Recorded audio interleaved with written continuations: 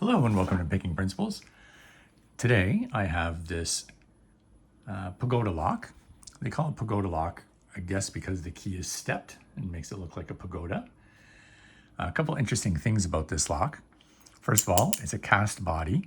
I first saw it most recently, I guess maybe not first, because, this particular model, I guess, was first when Lockpicking Paul featured it about a month ago. It is a push type mechanism. It's not a pin tumbler. It's not a wafer. It's instead got what looked to me like spring leaves on a suspension. You can see that there's 3 steps right there on each side of the lock. And each of those can be pushed individually. Let me just get out a hook.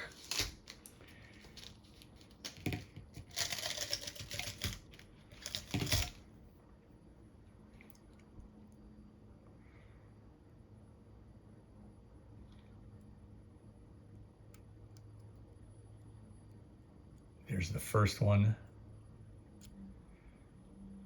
The second one is right there. And the top one, or the third one, whatever, is right there. Now, when you push them down, they do move on one side or the other. And so you do have to kind of alternate back and forth, back and forth. I've been playing with picking this for quite some time, and I've only been successful a couple times. You can tension it from the top here, but what I've been doing is just using a Z bar and going all the way to the bottom. And the Z bar happens to have, the same thickness roughly as the tip of this key, which also fits in the bottom. So the way this works, and maybe this will help see it, the key will encounter one of those 3 discs, which all have differing diameters, and will slide this bottom disc down to like a slot here, this middle disc say to here where there's a slot, and this top disc to here where there's a slot, which will then allow it to rotate.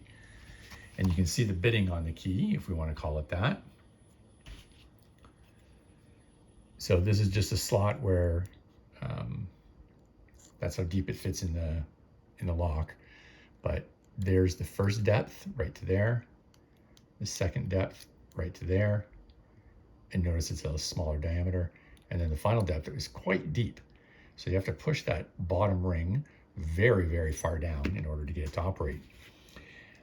It is spring loaded in order to keep the discs up. Let me zoom back out a little bit here.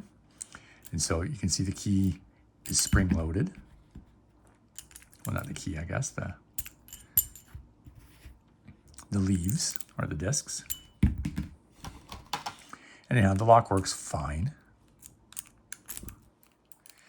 Once you push it in past that little notch, you can rotate it a bit and it'll stay. Pops open under spring tension. It is not key retaining, I guess, because you can always just rotate it back and pull the key out, and there you have it. It has a spring-loaded locking pawl. I don't have any shims, so I don't really know. I don't really know if I'd be able to shim that or not.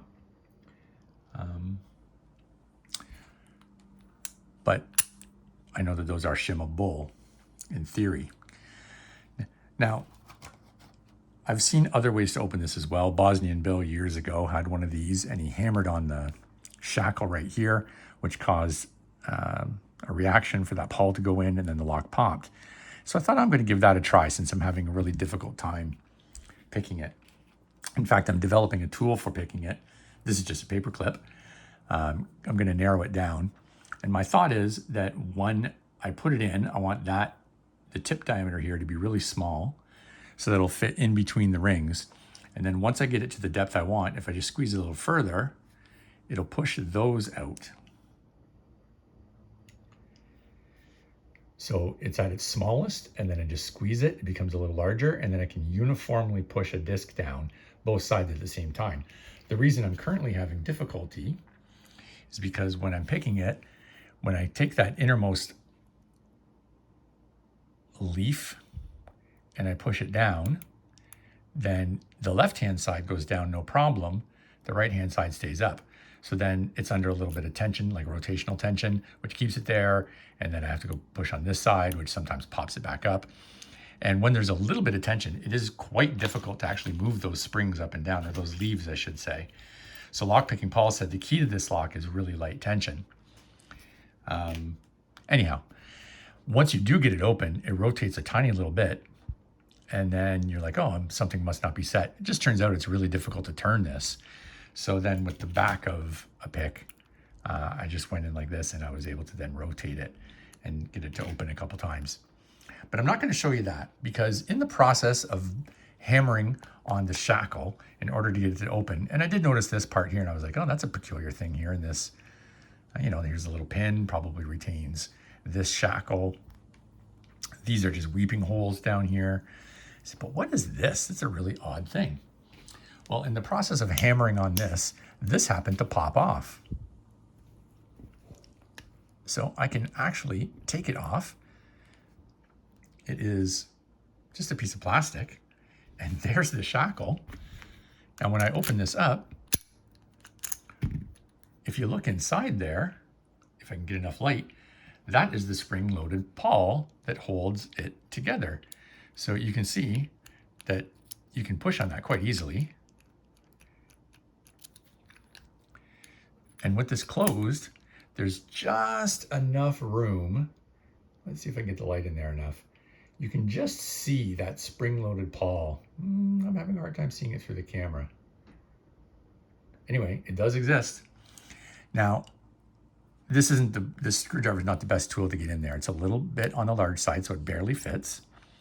And I manually am unable to get it over the tiny little lip. So I think if this was a little thinner and maybe I could rotate it up a bit, I would easily push that. But what I can do is I can just take my screwdriver, position it in the right location, get out my little rubber mallet. Sorry about the bumping. And after a couple hits, not very hard, you see that it pops the shackle right open by pushing that pawl. So I'm going to continue to try and practice in order to be able to pick this in 3 seconds like lockpicking Paul can. But you can see that there's an easy bypass there. Why they made that open hole right there, I will never know. But it certainly makes this lock not very secure. Now, having said that, if this was actually on a fence or, locking something up, then, it might be a little more difficult, but I'm sure you could push it up against whatever it's on, put your hammer there, bang, bang, bang, and in you'd get. So anyhow, that is this interesting lock, manufactured by Mindy, it looks like. If you'd like to pause or zoom in and read this, there's some entertaining things on here as well. I hope to feature this lock again soon. I do have, why order one when you can order 3? I do have some companion locks that I haven't opened yet and played with. Lockpicking Paul, once again, inspired me to get all 3 of them and see what I could do. These ones should be a little more difficult since they've got the round key, but we'll see. Anyhow, comments and suggestions appreciated below. Thanks for watching, everybody. Have a great day.